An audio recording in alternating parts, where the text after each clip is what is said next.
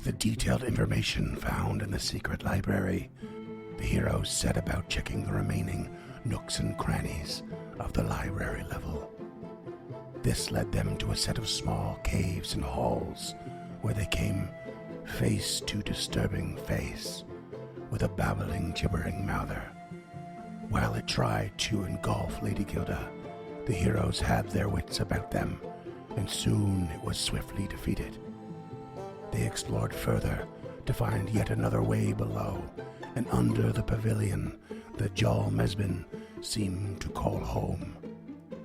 Doubling back and exploring further again, they nearly became lost in a twisting cave system and through lost underground warrens, finally breaking through a weak brick wall to shockingly find themselves in the basement of Tamili's Otari fishery.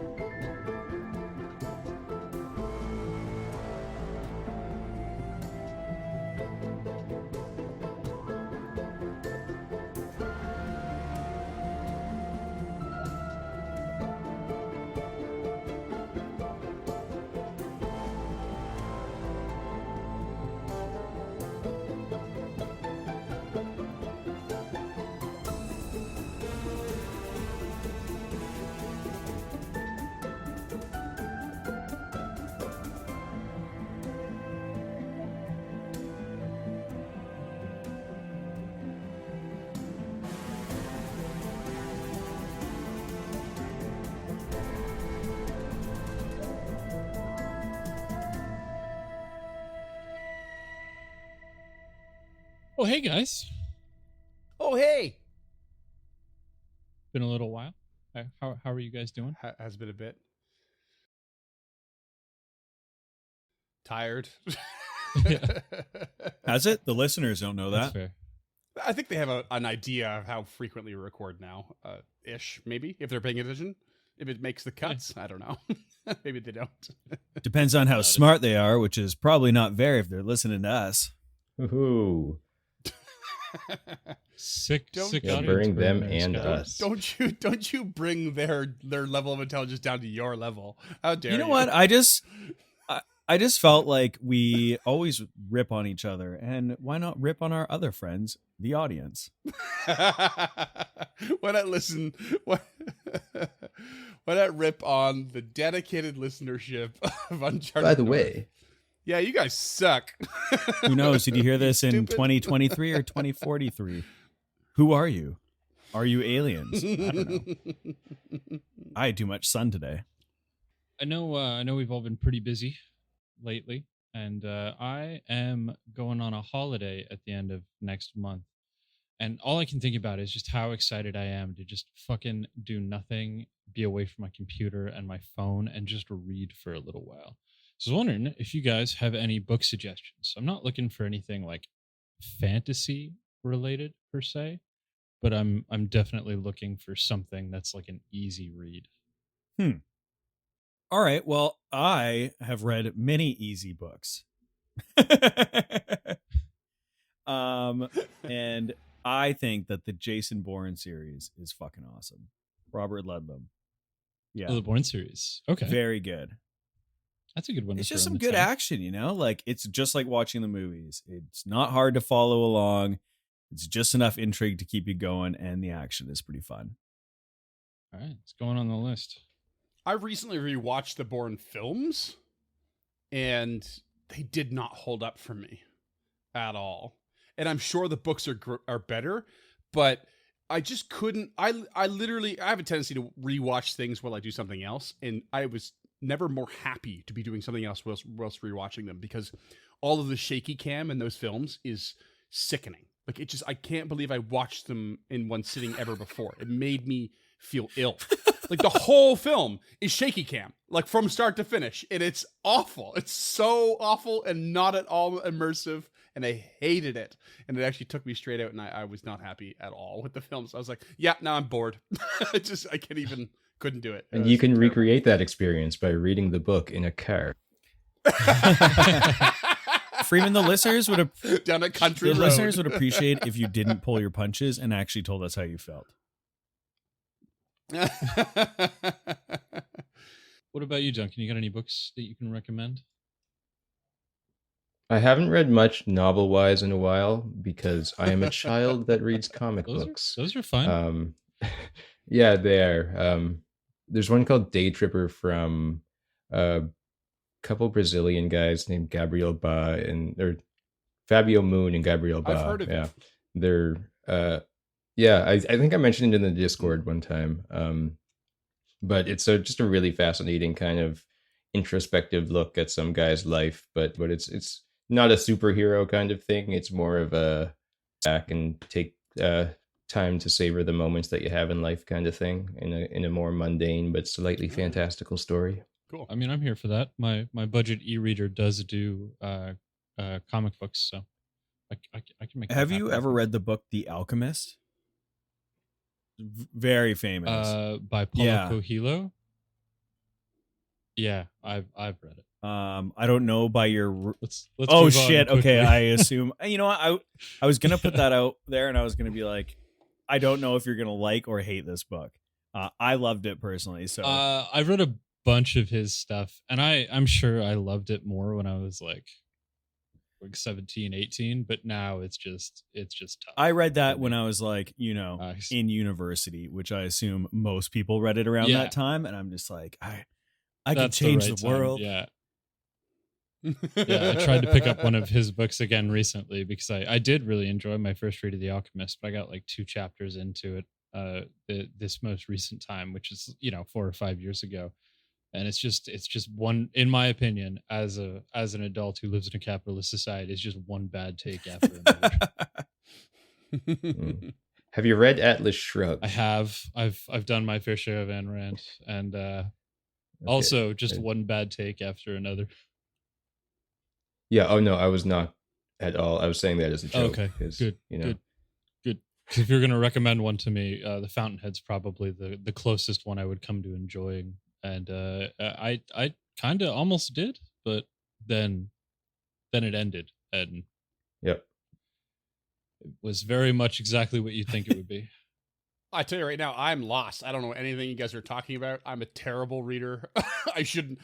By all rights, I probably shouldn't even be gemming this game. How little I've read ever in my life. I can list a handful of Star Wars novels and the Lord of the Rings and the Hobbit and I'm almost done the Wheel of Time right now. And that's all I've really ever read in my life. No small feat, So, dude. I'm getting no small feat for that. That's true. But I've been reading it since like 2013 or 14. Took like more than a year off in between, but I've just like I've refused to read anything else until I finish it, kind of deal. Right. And I mean, you throw the Bible on that list, and that's like all of the best-selling fantasy. I've despite growing up Mormon, I never actually read the Bible or the Book of Mormon. Okay. Not from start to finish or anything. Hell no. Bullet dodged. But I've heard of some of these titles and I've definitely heard of some of the authors, but I'm kind of like I got nothing. I'm terribly read, not well read at all. Although I was talking to someone recently, they were telling me about a trilogy called The Powder Mage. They started reading and they were really enjoying it. And it's like a really gnarly setting where there's like wizards that have the ability to metabolize gunpowder to power their magic or something like that. So it's this really strange blend of magic and like steampunk kind of stuff going on. And I don't remember much of what they told me, but I remember it sounded pretty neat. So I've been on the hunt for what I'm going to do next, because I'm very close to the end of the Wheel of Time now. And I'm like, what do I do next? I'm not quite sure. I've got a loose list, but ultimately, long story short, James, I have nothing to offer you. Right, because I've read every book you've read. Yeah, exactly. I haven't Other made my than way. the final Wheel of Time books, yeah. Yeah. But I'm working on that. Yeah. No, I want something a little bit easier. Ideally, the Bourne books are a great idea, and I'm sure Day Tripper's fantastic as well, because it sounds right up the alley. I think I know some of Fabrielle Moon's work. So Did you ever finish the Darth Bane trilogy? no. The only Star Wars I really read was Thrawn. Oh yeah. Should I do the Darth Bane? I'm a big proponent of the Darth Bane trilogy. I love it. Yeah, it's really great. Okay. Drew Karpyshyn, he's a great writer. He was, one of the famed writers of like Baldur's Gate, the early Baldur's Gate games, and was lead writer on like Mass Effect and some of the BioWare, or like a lot of the BioWare games, like Dragon Age and stuff as well. So he's just got a great pedigree. Even if you don't like those settings or what have you, just a great pedigree, super talented author, especially sci-fi stuff and fantasy. Yeah. Okay, cool. He's kind of dipped in and out of novels and video games and whatnot, but yeah, really awesome. I mean, if you can bob and weave like that, why wouldn't you? Right. Okay, that's awesome.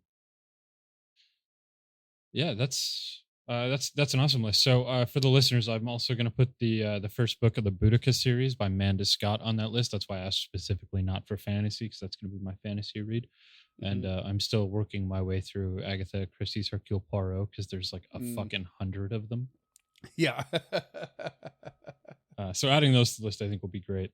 Because I am leaving town. I'm leaving Cell Signal, so it's just gonna be like me, my e-reader, and hopefully a bottle of gin, and that's gonna be it for a little while, which is just gonna be a nice, relaxing vacation. And I think maybe our characters can relate now that they're back in Otari for a little R&R, even though they got here through a pretty aggressive roundabout way. Heyo. Oh, that's good. That's good. That's good. That's a decent segue. And now that they're back, maybe they want to hit the library to do a little bit of reading. Oh, he just keeps going. From these new books we found on Nimbleoth. Damn, the double segue. Hot damn. Well, one thing's for sure is you have shocked the workers at Tamberley's Fishery. And Tamberley's come stomping down to the basement, into the curing room with her peg leg. Not again, essentially. Like this damn wall has been broken into again. James called it menace under Otari. Little nod here.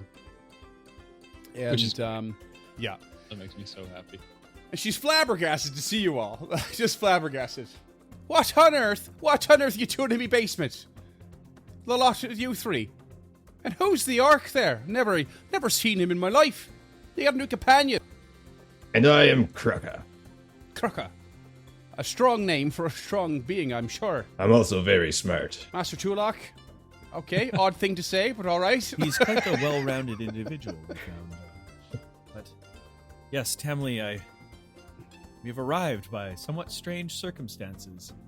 I'll say, the only thing I ever knew about down there was some old kobold warrants from the old town, buried long ago. Did you find anything of interest? Well, it doesn't stop there, Tamley. And I don't mean to put you off, but it goes all the way to the Gauntlet. Down this trail. You're fucking joking. I kid you not. Might be time for a bigger wall.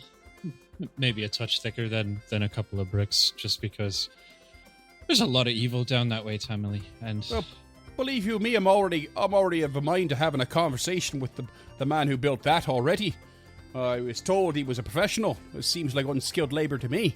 It seemed solid enough from the other side, but we're sorry we came through it. We heard the sounds of movement, and coming from the Fogfen, we had to be ready for anything, and it seemed the best way to be ready for anything was to come through loud and quick to surprise whoever was on the other side. Well, worry not your pretty little heads over that. You just come on up and have yourself a bite of eat, and I'll get that wall sorted out. But considering it's sounds like a bit of a passage to escape as well as be dangerous, perhaps we could make it accessible for you in future? Or should I just wall it up nice and tight? I was going to put that forward, that perhaps it's an easy in and easy out for us. Maybe a strong locked door will do better than a thin brick wall. I'll see what I can muster. Perhaps Madame Jimenez can foot the bill for such a thing. Considering your task for the town. Perhaps Clort can deliver some thick, strong, sturdy wood to hold evil at bay when we need it. I like where your head's at there, Master Tulak. With his sinewy muscles. What just happened? That is my question. What the hell just like He just sparked out. maybe Clort can deliver some thick, sturdy wood. That's a direct quote from you. Jesus Christ, I wasn't even thinking about it like that. And then Tamily just readily Get ready for agrees, the steamy eyes wide. spin-off, Tamily and Clort. I was over here looking at my levels, just Oh, talking God. away. Making sure my mic was working. A little too hard, if you know what I'm saying. Jesus. Right, well... Good thing we're rated E for explicit. All right, so should I retake that?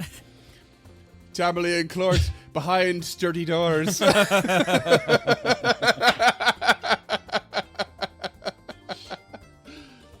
Tamily takes you all up into the games room and sits you all down for a delicious cup of coffee, as always. Well, the clock in the foundry. I think you've knocked through the wall at 2 a.m. So I might have done this wrong. It's either 2 a.m. or 2 in the afternoon. I can't quite tell. Let's call it 2 in the afternoon. Yeah, just fudge the numbers. They'll never know. And yeah, yeah. She takes you up to the games room and sits you down for a delicious cup of coffee, freshly brewed at all times, and tells you to take a little bit of a load off, and then she'll bring out some food in a moment. Well, I sure wasn't expecting to end up here. I don't know about you two. It's like fish in here. Yes, Krugga, it's a They fishery. tend to do that. And we're on the ocean. Aren't you? The fish are real good. Aren't you from Otari, Kraka? But I spend my time out of the city. It's peaceful in the woods, or it was. Tamily arrives with a tray of freshly poached lobster rolls. And you get a whiff of a little bit of a whiff of butter and seasoning, but mostly they are very lightly seasoned. It is just a big lobstery, fishy smell that sits down in front of you. Krugga turns his nose up. Krugga turns his nose up, and he probably squeezes his eyes shut. It just kind of cringes for a moment and has this moment of reflection. And he remembers on a still and unassuming afternoon in the quiet woods outside of Otari, there's a flickering light that can be seen coming through the window of an unassuming and dim rustic cabin. The cabin was certainly not built by a master craftsman, some corners unsquared, some shingles missing, what looks like an extension only partially complete, but the hard work put into creating the home is unmistakable. Inside, a hulking orc is sitting forward in his straw-stuffed easy chair, elbows on knees, holding a book titled Introduction to Dialectical Philosophy.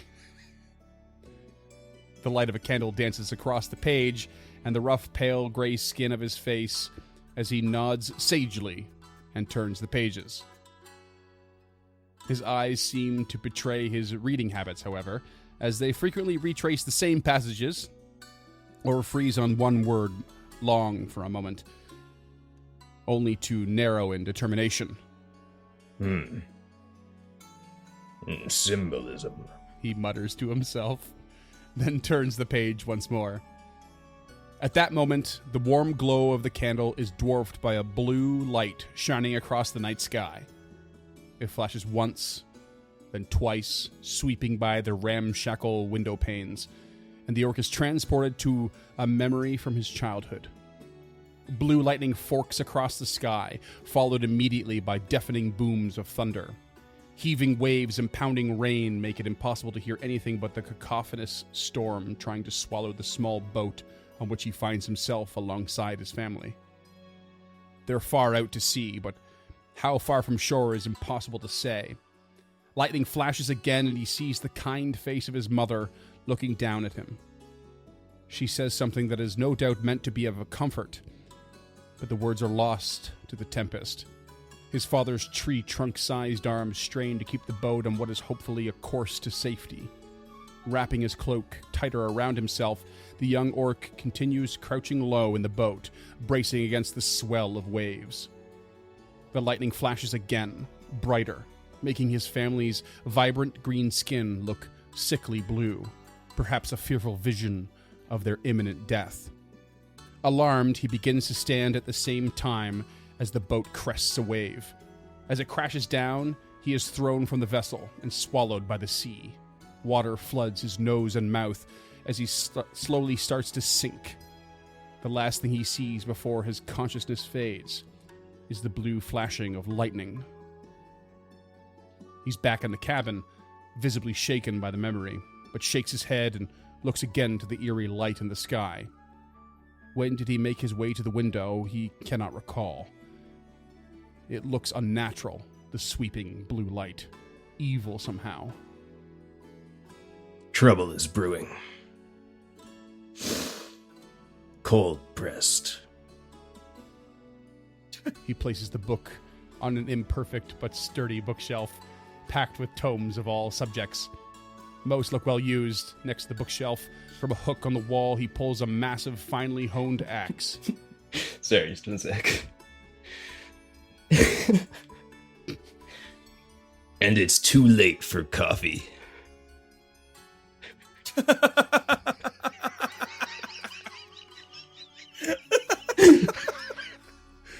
He walks towards town and thinks about that moment years ago. He woke up on the shore nearby, coughing up salt water and crouchers, lost, afraid, looking like he'd died. And for all he knows, he did. He could see by his hands that his healthy green skin had turned the sickly gray he's lived with ever since. And with little knowledge of the outside world, he has since made this corner of the woods his home. Whatever this light meant, it couldn't be good for the peace and quiet he has carved out for himself. Once in Otari, it was obvious that the chaos had already broken loose. The dead were rising from the graves and attacking everyone and everything they could. Hefting his axe, he rushes down Granary Road in search of someone to aid. Among the first he sees is Rin Savinci, standing just outside the town's entrance. Facing away from town, she seemed to either stare at the source of the light or the stars above it. Rin, I'm here to help. What's going on? Her pupilless eyes shift and her blank expression faces him. Kraka, find the innocent. Defend them with your life. A power that has touched you is upon us. The power of graves. Of unlife. And Kraka snaps back to the fishery, nose twisted up against the smell of the lobster roll sitting in front of him. None for me, thank you. Great scene. Good scene, bud. Really well done. I don't know about you, Duncan, but everyone assumes I love lobster just because I'm from the East Coast. I mean, Has that ever happened to you? I love lobster. Oh, So I I'm can't- not fussed about it. Yeah, no, I love it. I also love donuts, and that doesn't help me either. So Well, we Why, can just is chalk there this an up East to Coast this donut thing? incredible separation of player and character. You love lobster. Kraka's not so big a fan. Yeah, that must be hard for you. yeah, no, it's really hard getting into character here. I leave rotten fish out, so I don't like it anymore to get in there. Real method with it.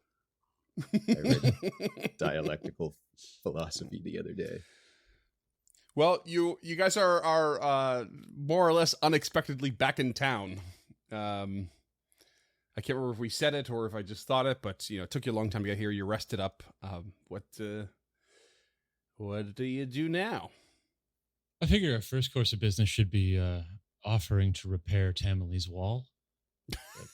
Or did we cover that in the scene? Oh Or yeah, was no, it in the last one? she'll sort it out. Yeah, I mean, perhaps the strong, sturdy wood door will come into play. But yeah,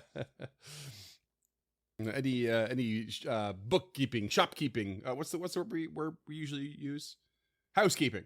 What any housekeeping to do? That's the one. I was thinking we go for a shop.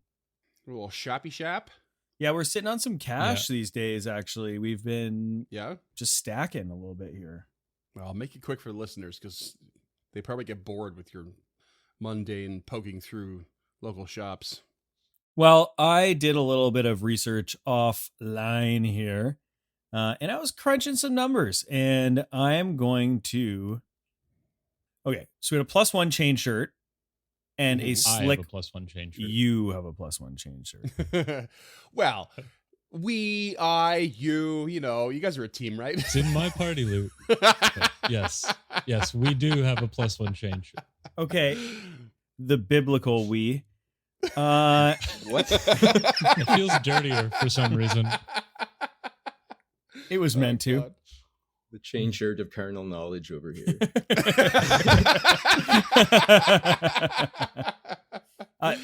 Oh no, that's a +2 item, Duncan. Yeah. Okay, so we got the +1 chain shirt. And also we have a slick rune, which I think is also in James' loot, but I know we have it. And you've got that slick rune for a long time. Yeah. I keep thinking about putting it on, but also, my acrobatics is just so high. I'm guessing you want that as well for me, right? Right, Scott? Yeah. Remind us what the slick rune does.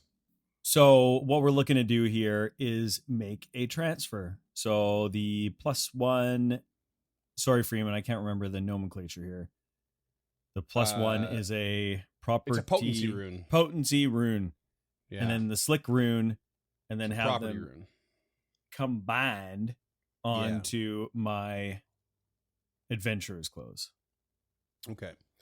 Because you guys have had that for a long time because it's a level 5, or the potency rune for armor is a level 5, and you can't apply without a +1 to your armor, right? So, the armor property rune. So, what does the slick rune do again?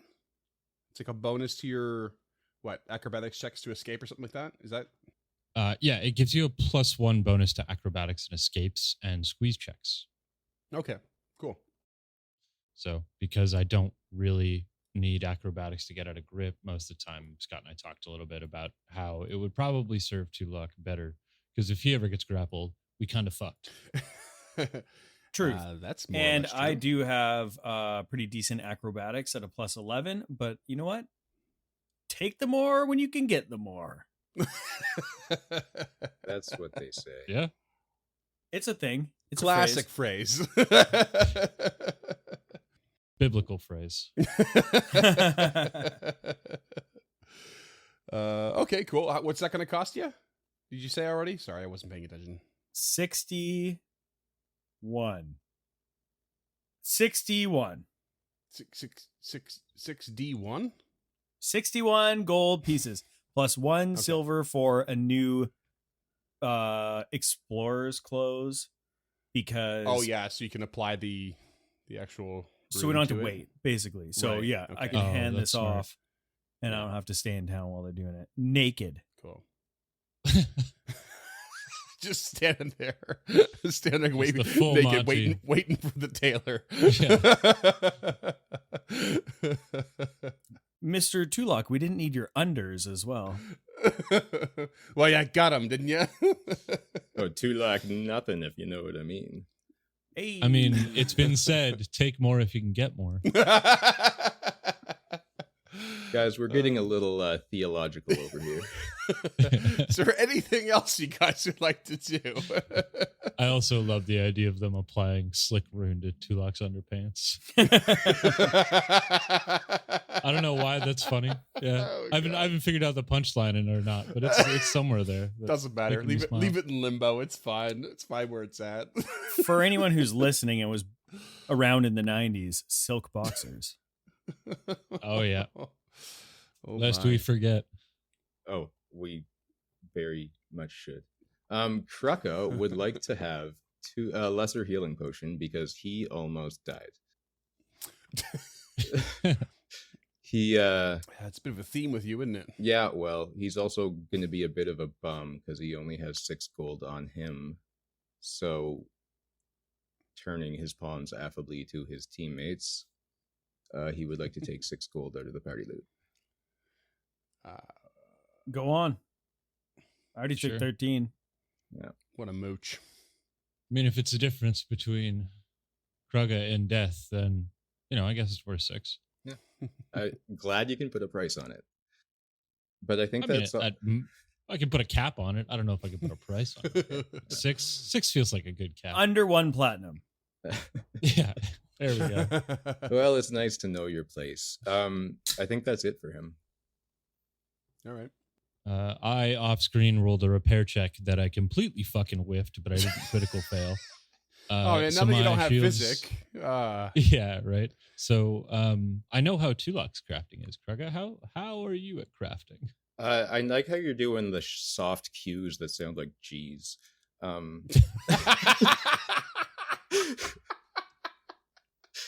But his crafting is actually really good. He's got a +9, I believe. So, Oh yeah, given their Oh, track that's record, actually all right. feeling lucky. Wow. We get, I am. for better or but for can I worse, hedge we've got my a bets a little bit new here? physic. Yeah, I'm gonna hedge my bets with this a little bit. I have Physics Crafter's eyepiece that is completely fucking wasted with my +1 crafting. So how about you take that, and then if you'd be so kind to roll me that repair check, I'll try and stay in front of you when things go wrong. Okay, so Kreka will grab the eyepiece and say, I see. And roll a 28.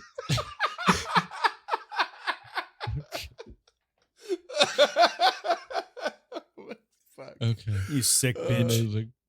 Oh, what That is puts wrong it with pretty this close episode? to full, so I think that'll do. Oh, Well, off to a good start. It's all downhill from here, buddy. Oh. I don't all right. think I need anything else. Anything else I want is like we're starting to get outside of the Otari and like becomes prohibitively expensive. Hmm.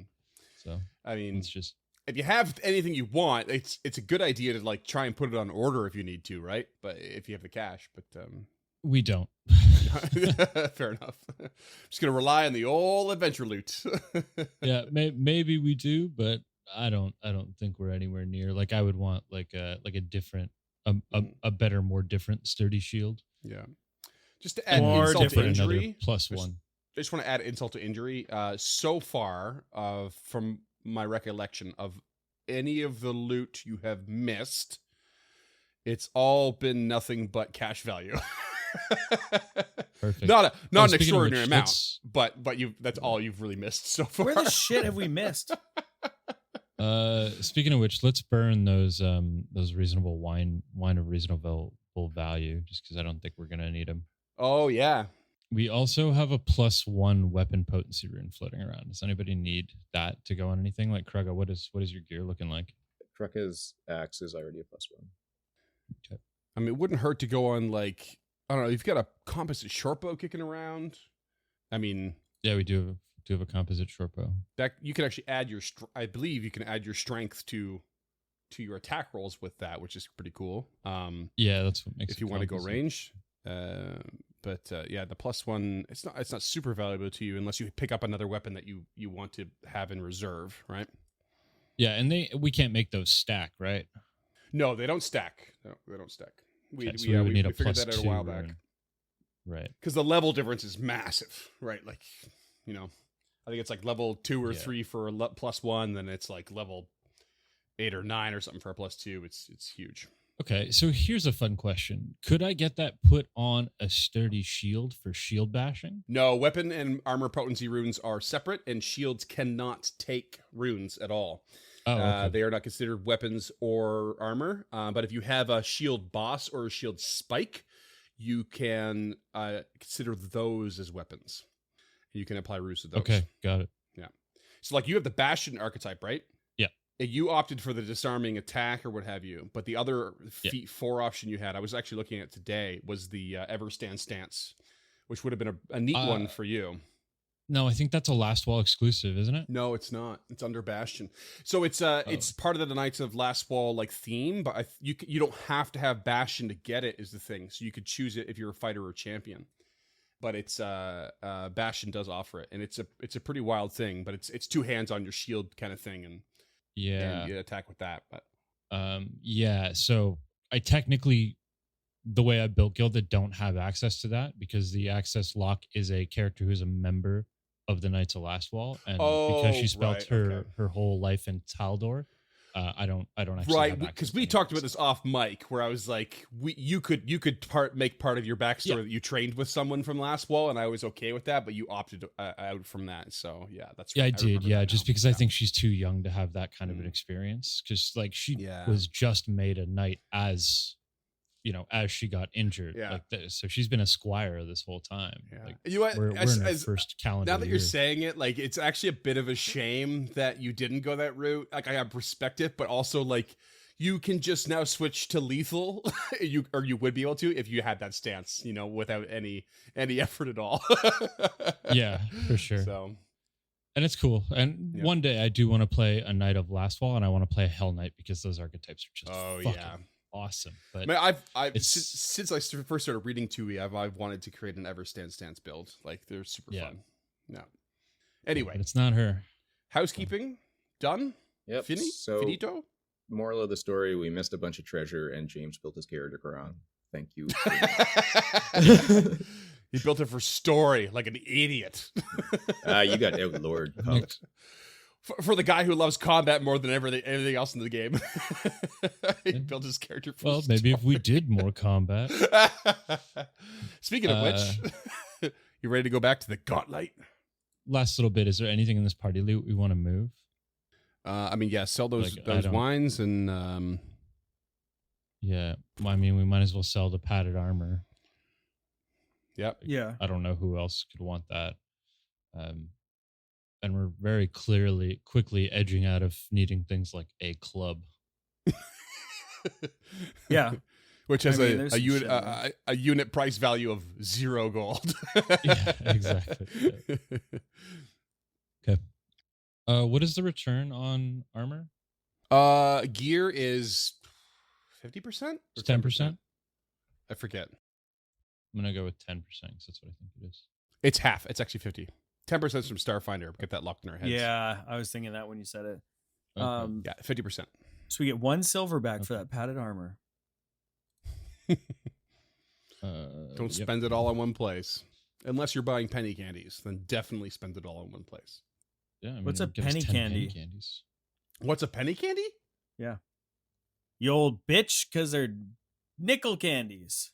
5-cent candies. Don't tell me you were alive when they were a penny. Hold on. Yeah, I was. Hold on. Hold the phone, Scott. There was 5-cent candies and there was penny candies. Yeah. What the fuck is a penny candy? Oh. They're like really small versions of the 5-cent candies. No, that we never had that. Well, I used to go into stores, much to the chagrin to the clerk, and get $5 worth of penny candies. And they would count them. Our clerk started just weighing them instead of counting them because of us. Much better solution. Yeah. You're a weird dude, Barn. One of my fondest childhood memories is having a massive paper bag of penny candies and just munched them down. Wow, I just thought that was an old-timey way to say 5-cent candies. No. Yeah, we had penny candies Totally in my hometown separate. too. Yeah. Wow. Okay. Listen, Gen Z. They don't exist anymore. I'm the oldest person here. But It's a shame, really. Scott's old enough to remember the dollar bill. 50-cent piece. Definitely had a $1 bill when I was a kid. And the $2 bill. They stopped. It was 83 when they took them out of circulation. Like, it's Crazy. not that long ago. Yeah. The 50-cent piece is the one you're thinking of. That went out of circulation in like the 70s. Well, anyway, enough on Canadian. Remember how we were going to say we should get through the shopping real quick? They were talking in-game. We're through in-game shopping. Now we're just reminiscing like old people. You remember back in my day, money was interesting. I'm just going to tag on one fun fact for our non-Canadian listeners, which are most of them.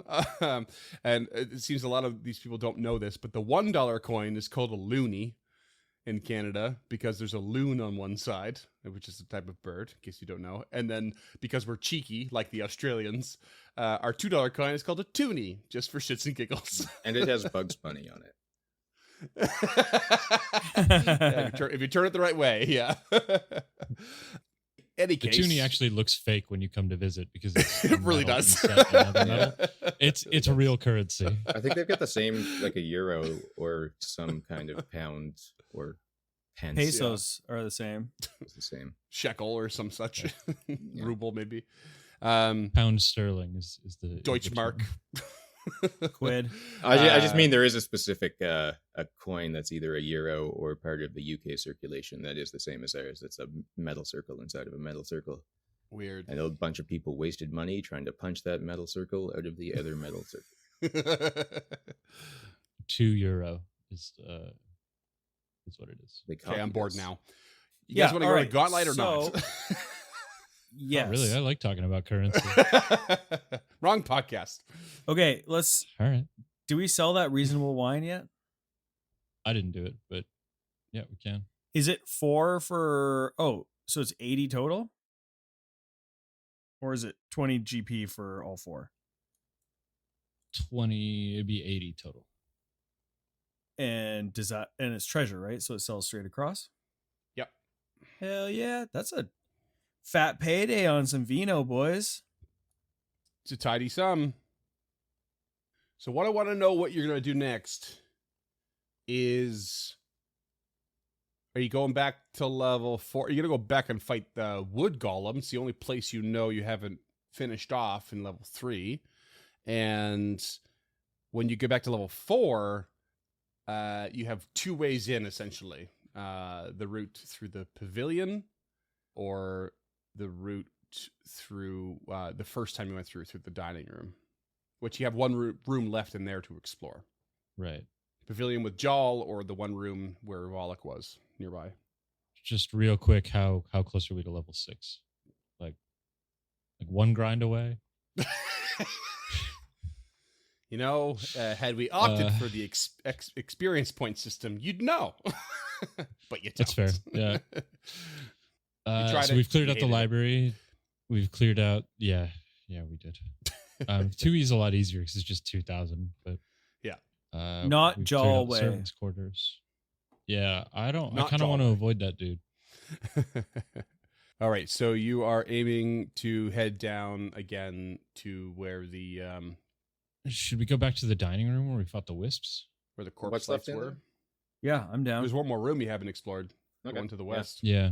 I mean, eventually that wood golem's going to go down, but today might not be that day. I'm down to try it. I just don't think we're going to be as effective as we think we are. Oh, I know. I have low hopes for us going into any encounter. Didn't you just literally Says make the a new tank? raging fire dragon barbarian. Yeah. I mean, if anything was going to beat a wood golem, it would be a raging fire barbarian. Still, with a big axe.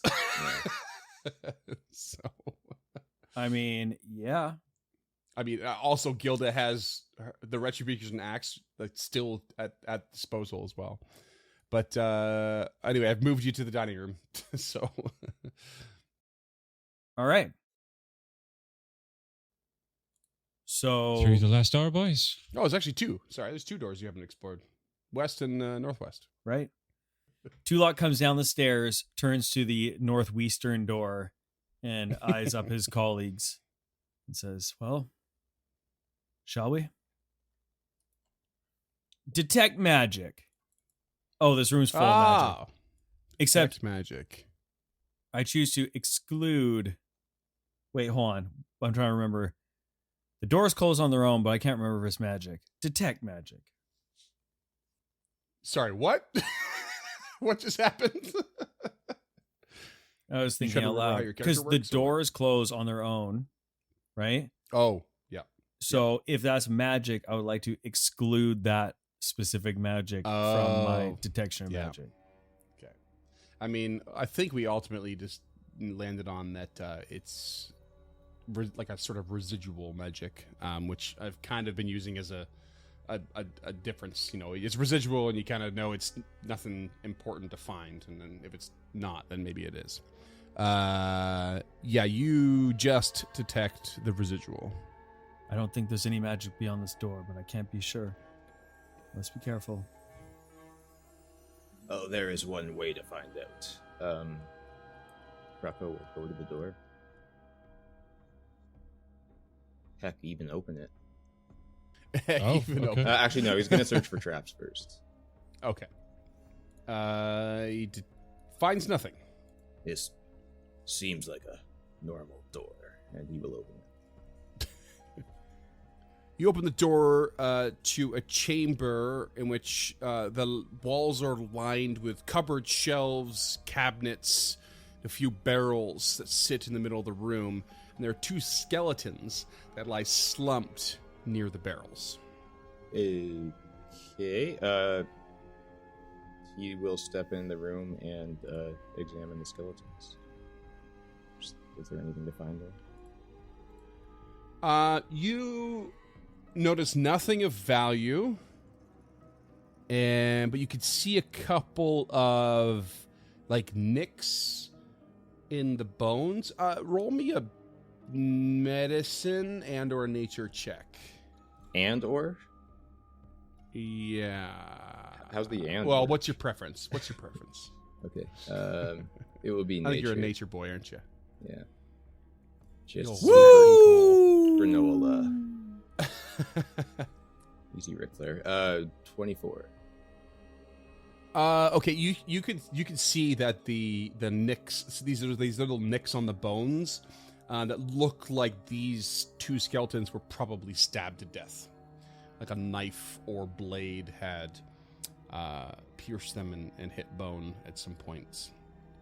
At least one of them looks like it's got several of these, like they were very deliberately murdered. Okay. He will turn back to the others and say, I've seen this before. Stabbable skeletons. Tulak looks at Yep. Krucka, and then to Lady Gilda, eyes wide slightly in a what the fuck, and then he turns back and nods at Krucka. I love that. And he is oblivious and just thinks he is being the sagely one about it. Anything else in this room? Nothing you can see, no. Just cupboard shelves, random shit. Anything that was in the barrels, dog? Whatever's in there is just like molded and decayed or gone and evaporated. Nothing. I would like to do a search within the room. Tulak passes through the door, and not that he doesn't trust the eyes of Krucka, but he wants to No, see you for can say it. himself. You can say it. You find nothing of value. I don't know you. Or interest. Okay. Gilda will just take the defend action. Classic. Keeps it easy. Tulak is avoiding detection. Krucko will be scouting as they go to the door to the west. Actually, sorry, he'll search for traps again. Okay. You detect nothing. This is just as much of a door as the last, and he will open. Oh my god. I'm starting to not even miss physic. You will find the well of ridiculousness runs deep with Krucka.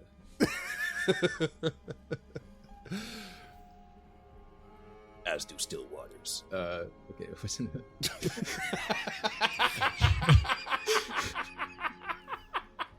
Oh my god.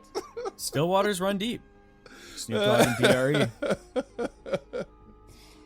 And he will open All right, the you door. crack the door? Yeah, Okay. yeah. I was kind of alluding to that. You crack the door to a room with a strange, squat cast iron stove with no chimney that sits in the southwest corner of this room. While to the north, a large oak table covered with cooking utensils sits against a wall, and a skeletal body slumps at the base of the cupboards along the western wall. Reminder to all the listeners as well, they don't see the map here, but like the dining room was like filled with skeletons and corpses, and that's where the corpse lights were. Like this place is a total murder scene. There was one in the washing room with the tub, and there was bones in the disposal room and all that. Okay, he'll step in and examine the skeleton. Should have had a carbon monoxide detector in here. Roll me another nature or medicine. Okay. How long has that been on toilet? Just like Not a long. minute. Yeah. That is a 19. This particular skeleton appears to have its own nick in the bone, but you would surmise it's a self-inflicted wound. I've seen this before. Just couldn't get the recipe right.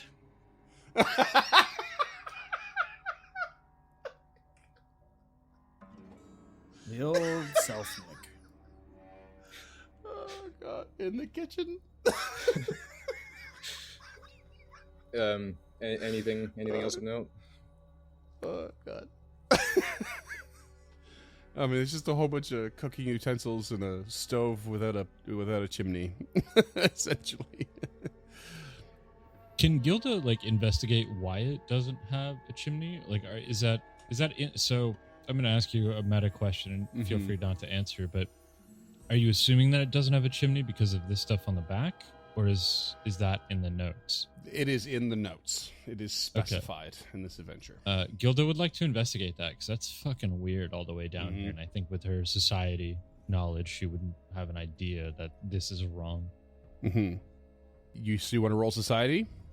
I'll roll whatever I'll roll it real quick for you. It 100% does not make sense. It's like no one, absolutely no one would do this in a small room this many feet underground with no chimney. That's all you know. Okay. However, Can I extrapolate from there? I mean, given this place, you might assume there's something magical involved. Her first thought is that it's not real and that there's a secret door. Okay. So what do you want to do? Do you want to Can I search? do an investigate? Oh, yeah, search seems appropriate, and she'll Okay. let Tulak and Kruka know. So weird to not have ventilation for a stove like this, and she starts feeling around the outsides and down the panels. And Without aside from the ventilation. fact that there's no ventilation, there's not even the design of it is like a nice oven, but it is absolutely in no way designed to have like a chimney, and they just didn't put it in. It just doesn't have one, and that's all you find. Otherwise, it's a fine oven. Detect magic. You do detect magic. Well, It's just kosher salts. love that That's spell. Love that spell. It gives you nothing, but a yes or a no. Tulak, why don't you roll me? Why don't you roll me? I mean, do you have some Arcana at least? Wait, hold on. This is heightened now. I just realized. Is it? I just popped open your character sheet because I thought that. Yeah, but it doesn't give me anything other than the school magic for the highest level effect within range. School of Magic is very important and very Transmutation. valuable if you know how to. Okay, It's less, but- transmutation. What is it? So transmutation is when you change matter from one form to another. So it was probably just turning something into fire or the gas into something else. But feel free to investigate further. You're the one with the Arcana. So you want me to roll an Arcana check, sir? Sure. Yeah. 17. I'd say you would guess that given the setup, it must transmute smoke into fresh air. Oh. Guess they didn't need that carbon monoxide detector after all. Not with the I guess magic not. of Galarian. The gods never make a stove without opening a chimney. No, I'm not giving you that one. No, I marinated on that one too long. It was bad. Anything? Okay, so here's my Recovery joke. perfect. Nailed it. Anything else in this room? Okay, so here's my question. Okay. So we've done the top 4 levels now: the living chambers, the library, the servants' quarters, the ruins. So what's next is the arena. Mm-hmm. Is the way to the arena really past Jal, or is there another secret way to the arena through this room? Because this is one of the only single occupant places we've come to where there isn't a way down. Well, there is a way down. And, I mean, other than the garbage chute. Yeah. So, like, there's no way to get from this particular spot to anywhere else other than the floor above. And that hasn't, I mean, other than the teleportation circle as well. Right. I think James is on the right track here on a logical sense, just because, like, there has been tons of secret doors in this place so far. Yeah. And this Yeah. is a little pocket that you found nothing in, nowhere to go Yeah, other there's than a no garbage way to chute. get from A Yeah. or A to B other than a And garbage the only chute, other place but- on level 4 is the pavilion with Jaw. Yeah. Okay. So I'm wondering if we missed something. Maybe in the cask room or in the wine room, because those are the only two that really make sense to me. But maybe in the horrifying chamber with the necromantic magic, there's something. But, Is Gilda bringing this up? yeah, I think she is. She's smart enough to know, like, to have a good concept of this place is cut off from the rest of the building, and even tactically, it doesn't really make sense that you would have to go from the office here or from this necromantic surgery room all the way to the teleportation circle, and that's your fastest way out. So she's thinking there might be something in one of these rooms. You guys got the list of the levels, right? What was this one called that I gave you? The living quarters, living chambers. Was that the one I gave you? Okay. Yes. I just don't remember that, Yeah. that phrasing. But So Maybe it's not. I mean, that's how I have it written down. Tulak turns to Lady Gilda after she brings this up, and he says, never thought of it that way. To be honest, I've been quite turned around on this the deeper down we go. I've never been in chambers this deep and labyrinthy. So I will put this forward to you too. Perhaps I can work on this teleportation circle, see if I can activate it, and perhaps you two can look to see if there is a secret path somewhere. You think you're ready, Tulak? I don't know. It's not dangerous, is it? It could be. I know that with strange magic like this, there is the chance that not everything will go right, but you won't be far, and I have to start somewhere, so perhaps I'll start here. Well, if you need help, Okay. just yell, help. Thank you, Kruka. Yeah, or scream like another worldly object is taking a hold of your mind. Yeah, One of the two. that sounds more like my safe word.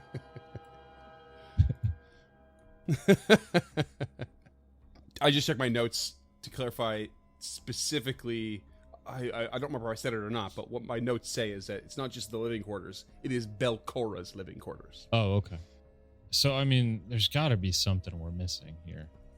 So while Tulak goes to do his arcane chicanery, Gilda will go back into the winery or the cellar and really go over it with a fine-tooth comb using the search action.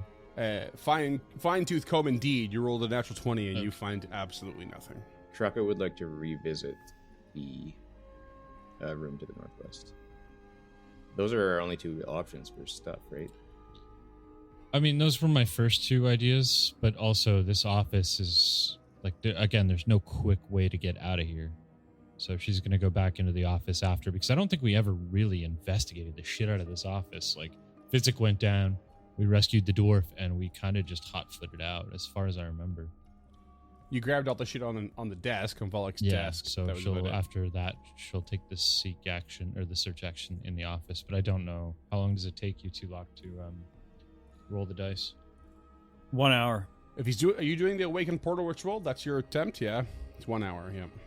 It's going to be tough because it's a pretty high DC at these lower at this level, but we'll see what happens. Do you want me to get in on it? I don't know what it will add to this particular ritual, but Yeah, it's not a required secondary caster, but you can take the risk if you like. And essentially, you really only get a bonus if you crit success. Regular success doesn't really add much, and then from there, you're looking at causing more disruption for this sort of ritual. You can choose Arcana or Occultism, but the secondary check has to match it. yeah, there's no way you want me anywhere near that. It's fine. I don't mind just rolling on my own just to see what happens. Like, it's not the end of the world. You guys are checking anyways. It's looking pretty apocalyptic around here, but okay. Oh, boy. All right. Tulak heads to the room. All right, so let me just ask one thing. Gilda, when you say fine-tooth comb, how long do you feel you investigated The that room? top room, It's a... Yeah, it's a 10 by 10, so it's not big. 15 minutes probably. Like what? Okay. Like just And feeling all then- the walls and pulling a bunch of bottles out. yeah. Like not long, but long Totally. enough that she touched everything, stamped on every cobblestone. Like she knows for a fact. Safe to say the same for Krucka and the other 10 by 10 rooms, so 15 minutes each. And then the next 45 minutes you spend doing what while the ritual is happening before we roll the check. Gilda's back in the Azenre's office, Volek's office. Just like I don't think she's starting with the walls. She's probably starting with the furniture, like moving the chairs, touching everything on these little end tables. Trying to move the bath, folding and unfolding the curtain, and then actually going over his desk, like really going over it. Oh, is there a bath in Pollock's room as well? There is like a bathtub behind us, a screen. Because there's the kind other of room thing. with the bath in it, right? Yeah. So Kraka Yeah. will take a look there, I guess. Okay. There's probably another 15 for Krucka. Would you check another room at all? Well, I mean, if he's got time, he'll just go back to the dining room and start poking around, like circling clockwise. okay. You know what? Counterclockwise. All right. Treat yourself. Oh man, I thought you'd never say. You're the main character of your own life. That's the kind of specification I'm really looking for. All right. We can say that when reinvestigating. The dining room takes another half hour. We can say 45 minutes for the office. And ultimately, neither of you find anything. And Tulak finishes the ritual. But how does Whoa, he do? hold on. I had a little thing I wanted to say. Oh, of course you did. So when Tulak walks into the room, He takes his pants off? for the first time, has the knowledge of how to reactivate this portal. So as one of his eyes goes white, he raises his arms out and purple sparks just start to emanate from close to his hands and swirl their way down towards the floor. And as he's moving about and tracing his hands over the lines for the next hour, which is a pretty long time, he just moves into kind of a meditative state. And the glow just starts to arise, hopefully, from this thing. Everything turning into purple. And we'll know what we roll Well here. done. Oh man, I thought he was gonna try and level himself up or something here. I didn't know where he was going. Well, we'll see what he rolls first. Look at that. He rolled level 6. Oh, jeez. Damn, Can't argue with who'd the have dice. thunk? It's a new feature in Foundry. All right, occultism. Is that What do you got? is that a secret, or do you want me to roll it? No, I believe this is open. Ooh, that might even be a critical failure. That's not good. 3 on the Ooh. die for 15. It is not a critical failure. However, as you trace all of these lines of silver and these purple sparks are emanating from you in this unique fashion, you start to get feedback from them. They start to bounce back near the end of the ritual. They start to hit back at you in this sort of metaphysical way. And you realize that not only are you about to fail this ritual, but you can feel the failure in your mind. It is affecting you. It is affecting the power that you have. And you become stupefied 1 for the next 24 hours. Could be worse. What is a Oh, boy. critical fail? Yeah, I Jesus thought we were about to Christ. walk into like Event Horizon or something. A critical fail draws a hostile creature through the portal. I would have preferred that. You don't know what the hostile creature is. We're kind of handicapped for the day, though. Stupefied is bad. Well, it affects all the mental traits. It's like frightened, but like for all the mental traits by 1. It's like the equivalent of drained as well for strength, and clumsy for dex, essentially. So Tulak, kind of feeling this in his mind, it cuts the magic off, and just all the purple light in the room just immediately stops. And he kind of collapses to the floor, and the only light in the room is just emanating from his Aeon stone floating above his head. And he takes a knee, and he's just rubbing his temples.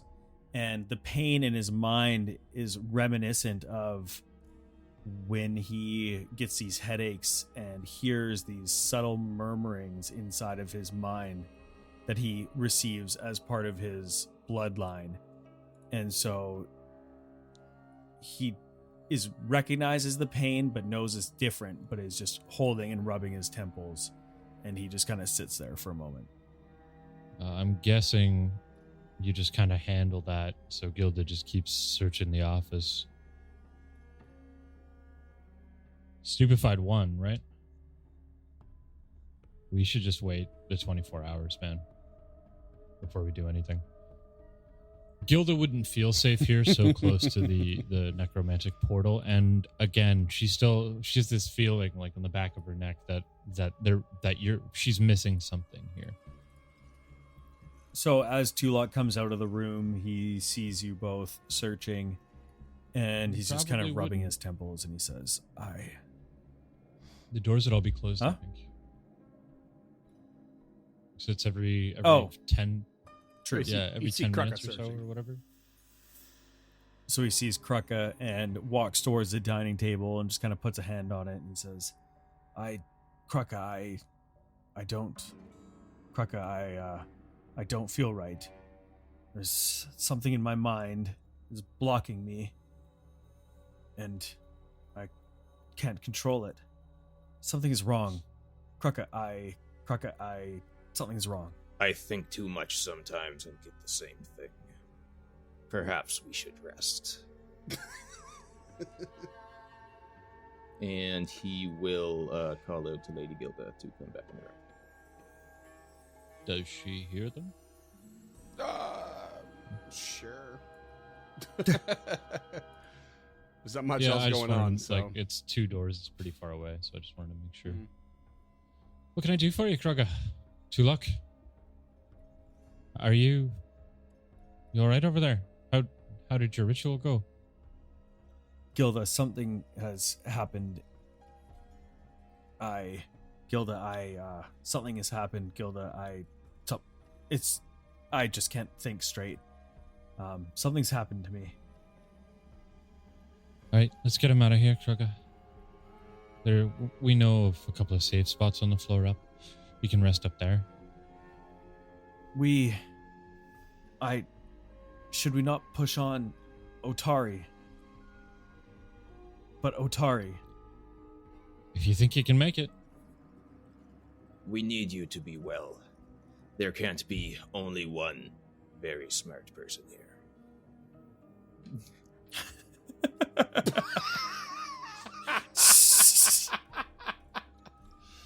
Oh my god.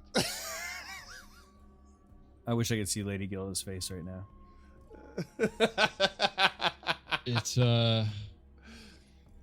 Probably stoic as all I think hell. she's probably just got like Tulak over one shoulder and her hands on her hips, just like staring at Krugga. Like, why? And he is oblivious to her ire. Anyway, so Tulak will rest or we'll go forward depending on whatever you guys think. I think we should rest. The only reason he brought up Otari was just because, I think that it's on his mind to always push. But Right. I that's don't what know he's why at. we would. So you weren't saying push to Otari. You were saying push for the sake of. Oh, Otari. okay. I mean, Yes. Gilda would want to like put you in I don't know, I guess Belcora's private room again. And then we have essentially what I'm assuming is pretty close to a full day after we rested the night in Otari. Like her and Kruga can just help Agra with research. Like that's 3 research tasks, or at least 2. Yeah, that's true. So we can just bust research tasks while you're recouping, or you can roll for them as well. But in my humble opinion, it is too dangerous to move on when one of our three in our party is a spellcaster and stupefied. Like it's real bad for spellcasters. Yeah, it's I not don't. Yeah, I mean, like a DC 6 flat check anytime you just want to cast a spell. Like, we shouldn't risk that. We should just rest for 24 hours. No. Right. I'm I actually I forgot know. about I'm that. here Yeah, for it. I see the advantage of it. Tulak is the one who's worried about the Right. second wave. I mean, he constantly. could help research, I guess, or maybe he sneaks off on his own. Yeah. No. I do like that idea of doing that. And it's He's not a also wasted stupefied day. and not thinking straight, so Yeah. I think maybe Gilda has Tulak on like a harness, Oh. just so he doesn't walk too far. She's got like one hand on his cape, like a little leash. Has Augril organized the library? Yes, by now for Okay. sure. And Gilda Yeah. spent 8 hours with him organizing it while Tulak was doing the Mhm. book binding. So she gets, if I remember correctly, she gets a +1 to any check rolled in the main library because of that. Correct. Dope. What do you guys want to start with? Belcora, Nimala? I'd say Belcora Yeah. personally. if we've just been Okay. struggling to find anything in Belcora's private chambers, we should probably find out as much as possible about her. I like that. That's smart.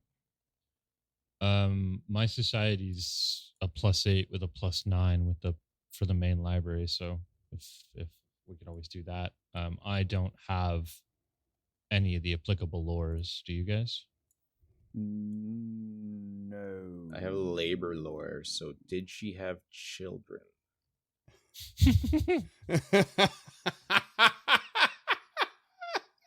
Oh my god. That was funnier than it had any right to be. I'm just gonna bask in it. No, all I have is like a +8 for society. Me too. So we all have +8 for society, except I technically have a +9 for the organization. Okay. So society's a DC 25. Correct. Yeah. I'd appreciate an 8 or 2, unless again one of you guys has academia, library, or Absalom lore. Or Augrail has library lore.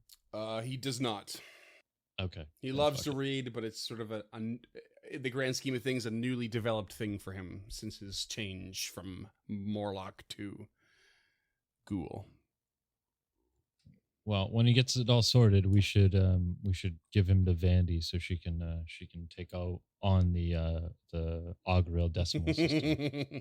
I was trying to come up with a pun for a Dewey Decimal System thing this entire time, and I'm sorry, bud. I didn't have. I couldn't do any better. no, He's I undead. mean, Maybe it's the I'm not GUI gonna give it a decimal response. system. Ooh, graphical user interface. Decimal system. That's exactly what I was thinking of, but I didn't want to. Like, that's for those 2 listeners that's out so there. good. I donate. Yeah, I'll Scott aid. straight up doesn't get it. Nerds! You technology nerds. Is this roll open or closed, Ruben? I can't remember. Have we been doing these open? I just do them open. Who cares? Sorry, 8 is 15.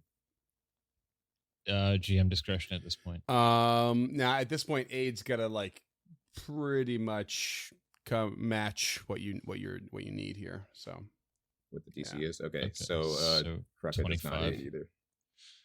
Okay. With my +1, I got a 25 on the nose. Oh, buddy. Hell yeah, boy. dude. She blinded me with library science. Okay, so you're researching what? Belcora? Belcora? Belcora in the main library. Okay. Yeah. So that's your first point towards that in the main library. And that puts you I will okay roll at this one. many points. Okay. No new threshold yet. I don't get it. I haven't rolled over a 4. Did you? Are you rolling for the Yep. library as well? The, Yep, the main library. Yep. But I rolled a natural 3, so Nailed it. Okay. Stupefied's affecting this actually, which is amazing. Yeah. but also just my rolls were so trash it didn't even matter. I'll tell you right now, you're at, Okay. if you want to expedite this, you're at 10 points for Belcora, and you need to get to 12 for the next threshold. Tulak's just holding an upside down, a Okay, book I upside mean- down. Yeah. He's in the kids section with a bunch of crayons. Okay. You want to throw an aid there, Krucka, or do you want me to throw the aid? You're higher. I'll throw the aids. Absolutely not. He is as oblivious to society as he is to conversational cues. It's pretty obliv. Only a 21 this time around. Fuck.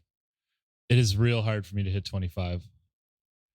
I got to roll above a 16. So that's 4 hours. I'm assuming we have like 8 to blow here, Freeman, or if we want to all get a long rest in. Yeah. I have to make a confession, and I'm not proud of it all.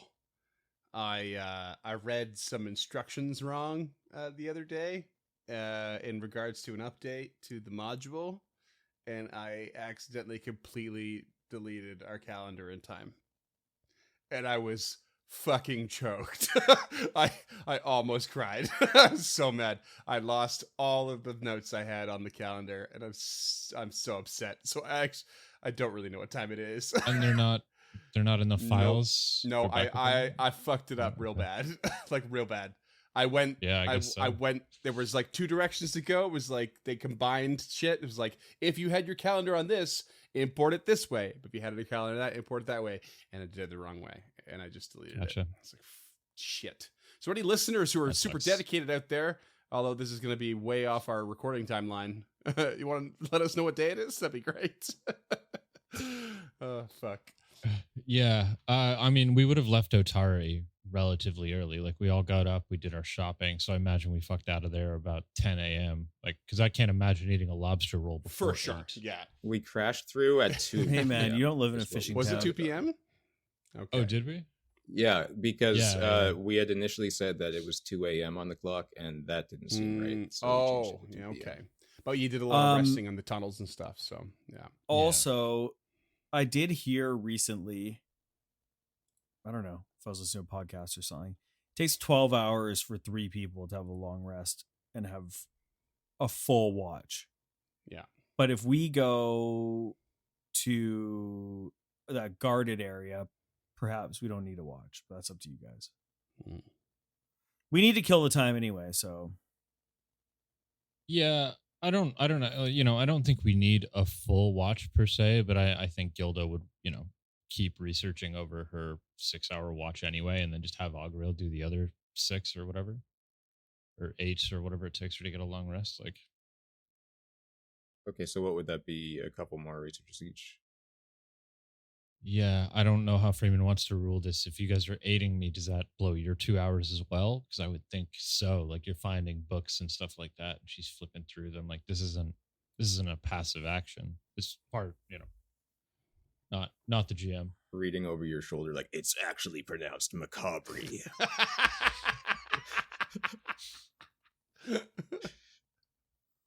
all right, well, I'm going to roll the aid. No.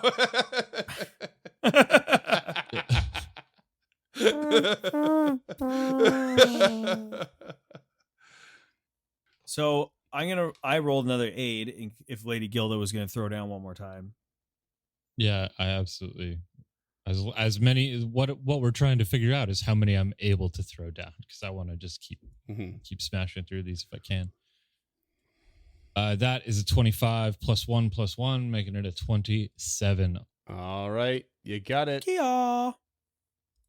You go for So that's 6 go hours. for another to see if you can. I mean, if it was 2:00 when you departed, it's like good half hour to the gauntlet, couple hours down. We can call it, let's say 5:00 by the time you start this, or by the time you get down there, another hour for the ritual. So it's 6:00, and now we're looking at midnight now. Let's call it midnight.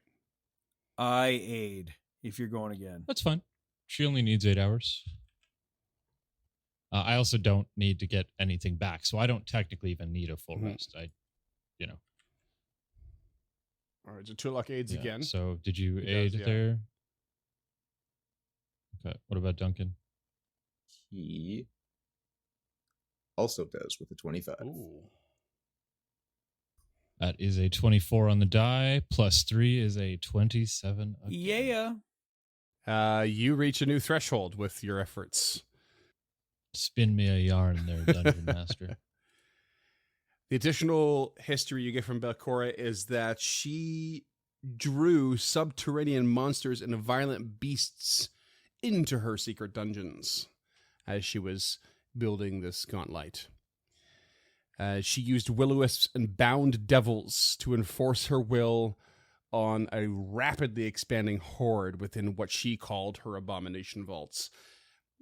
She met Urdefons and drow that dwelt deep below the surface, demanding their fealty in exchange for their lives. And she also leveraged family acquaintances to acquire powerful retainers and champions to lead her forces. Have we encountered Erdefons before? No. What is it? I think they're Swedish, Ha! so that's... Yeah, I bought one at IKEA a while ago. I think they come in sets of 2 though. GM Barn. What the fuck is an Erdefon and what do I roll to find out?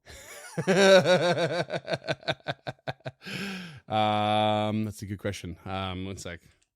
Bottle cap. You'll have to roll me a society check. Boo. I'll drop out an 8 for that. I do not. Well, I got a 16. Duncan? 21. So that is a 21 with dose aids. If I aid. Oh. The Urdefons are violent warmongers and occultists and poisoners that dwell within the Darklands deep beneath the surface. Oh, shit. They were supposedly created in eons past by the mysterious first horsemen of the apocalypse to serve as agents of the end times within the material plane. And Erdefons continue to honor their creators by worshipping the wretched beings who rule over the plane of Abaddon. And like their fiendish lieges, Erdefons exist for one reason and one reason alone: to kill. I don't know about you guys, but they sound like some real jerks. Pretty chill, I'd say. I'm definitely not an Erda fan. Ho! And on that, Cliffy. Okay. So our only way down here is through the trash compactor, which would bring us actually down level 5, or to go see Jaw. Was there nothing on this level in the in those little swampies? Who do what now? Oh, yeah. So, like, if we went this way through the underground passageway and the river, that kind of snuck us up to Jal. So once Tulak's got us mind together, I was going to suggest we go that way because it kind of lets out where the pillars are that support his dais. So we're under him. So we could theoretically sneak under him. Oh, right. Yeah, Okay, the pavilion. Yeah, exactly. Yeah. So where you fought the gibbering mouther is what you're talking about. That tunnel that you investigated, it comes down to the bottom of the pavilion. Yeah. Yeah. And Gilda's a real good climber, so Let's rest and fucking do this. All right. Or Well, do we have Her more? to fuck around, or to find out. I don't think we really have more. Oh my god. Okay. And with that, we rest. All right, so you rest up, you shake off the stupefied condition, feeling refreshed, and you head down to the 4th level through the tunnel. Correct.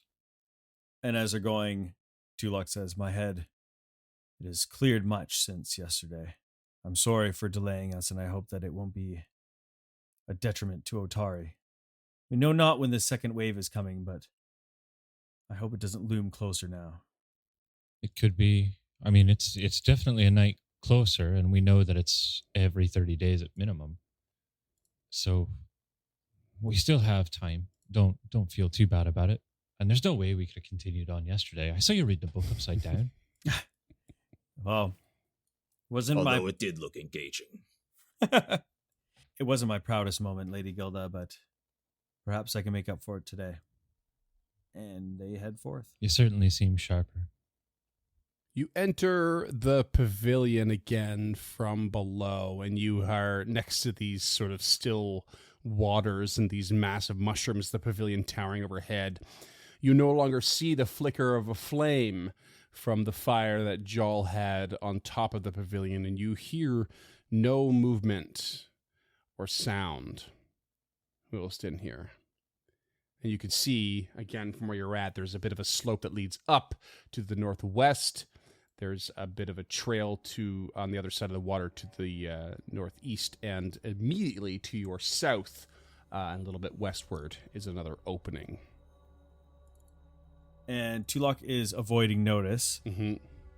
and starts to walk towards the west. Okay, as you do, you peer down the southern passage, and you see a rusty metal chute that protrudes from the ceiling to the west, and it comes to an end over a pool of slimy water. There's a huge amount of fungus that lies under the tube against the west wall, resting in a strangely monstrous shape. It's like... Oh, no. It's a mushroom monster. that We big. get it. Yeah. No, sorry. Either that or it's a Golgothan. It's like A shit kind of demon? like that size. A mound? Oh, wow. That's a little big. bit smaller than that, actually. But yeah, it's like... Like how big for the listeners? It's like a 5-foot emanation kind of a deal. So from the center square and out, it's like, kind of 15 by 15 almost. This big mound that just sits under this middle thing. Not necessarily blocking your way south, but like you'd have to like kind of walk through it or over it. It's just this. There is a humongous fungus among us. Can I roll a perception check to see if it's like shuddering? at Sure, all? yep. Or shambling per se. It appears to be Or quite gibbering. still. Tulak pulls out the wand of magic missiles.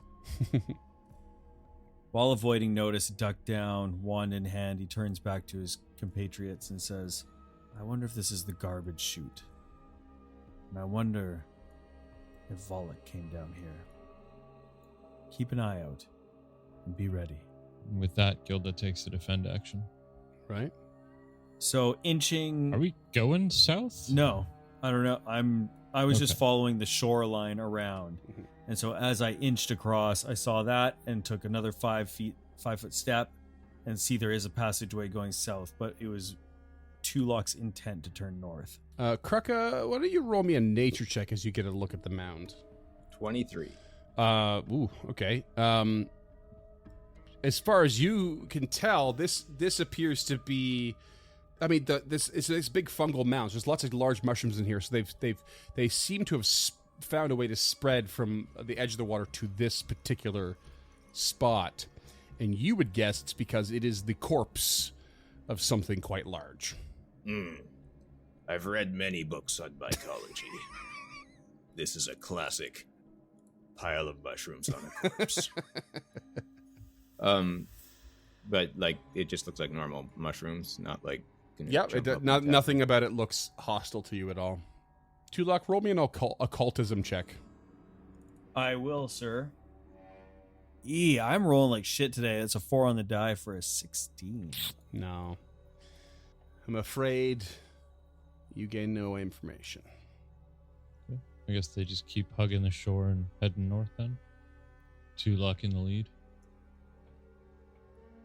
Super glad there's a super normal, not haunted pile of mushrooms behind us. Tulak continues skirting the underground lake aquifer, heading north. And it does appear that a path makes itself available into the rocks. Yeah. You basically see a series of ledges that climb up to the northwest. And should you climb them? Are you climbing them? Tulak is interested in climbing them, but he is going to turn to Gilda and Krucka and perhaps motion them to take the lead. Yeah, Gilda will take the lead. She's done some climbing in the mountains of Taldor. They're not a difficult climb. They're just gradual. Okay. I just have a feat for climbing. So. Fair enough. Yeah. There will be no checks I required have 2 for these feet for climbs. climbing. Yeah. Okay. Cool. And was as a good you one. do climb them, you discover a 15-foot wide portion of a wall that seems to have crumbled. And it leads to a hallway that stretches from north to south, in which you are in the northern portion. The ceiling above this hallway is 25 feet high. And all along this hall appear to be stone sarcophagi carved with tormented and emaciated figures that stand upright within the alcoves along the west and eastern walls. There is an eerie blue light that illuminates the area with no particular source, although where you're standing, it's weak and flickers a bit. But you can tell to the south that it is brighter and more constant. But she's when she gets to the top and starts moving forward, she pulls her shield back out, takes the defend action as she moves towards this crumbled wall before stepping into the hallway. You step into the hallway, and far away from you to the south, you can see this sort of shimmering floor-to-ceiling something. But it's transparent and appears to be near a staircase 15 feet wide that lead down. To your north is a pretty large chamber that is mostly empty.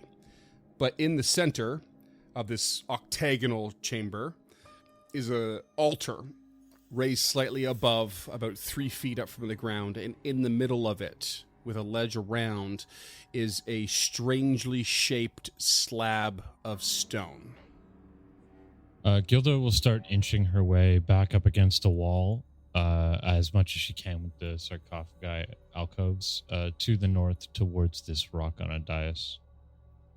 Tulak follows Gilda into the hall and to the north, and as they pass the final sarcophagi that's on that side, he would like to inspect it.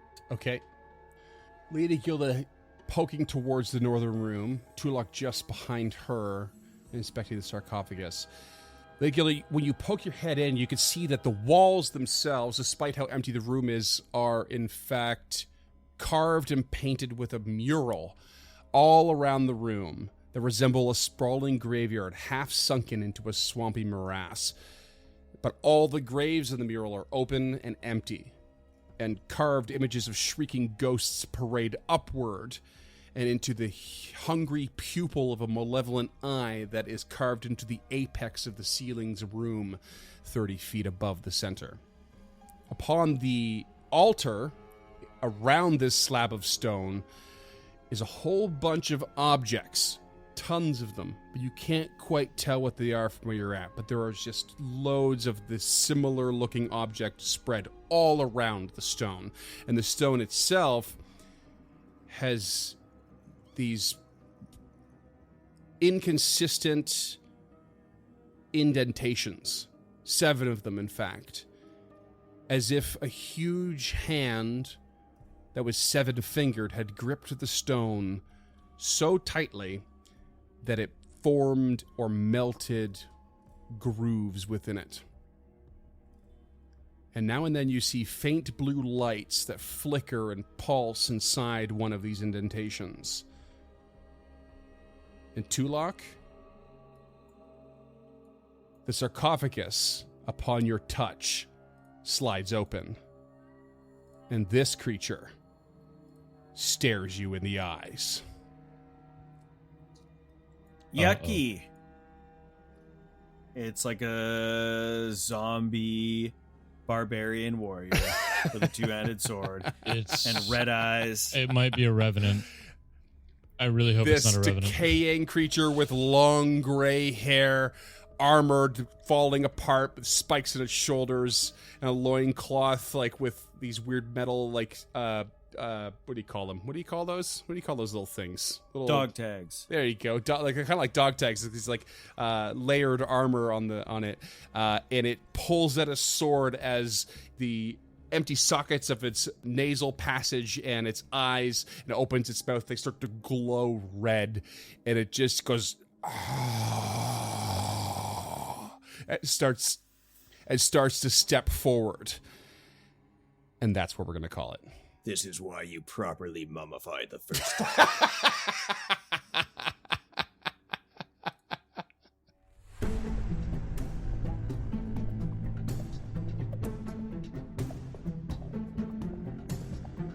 Stemming the Tide is an actual play podcast of the Adventure Path Abomination Vaults and is produced by the Uncharted North Network.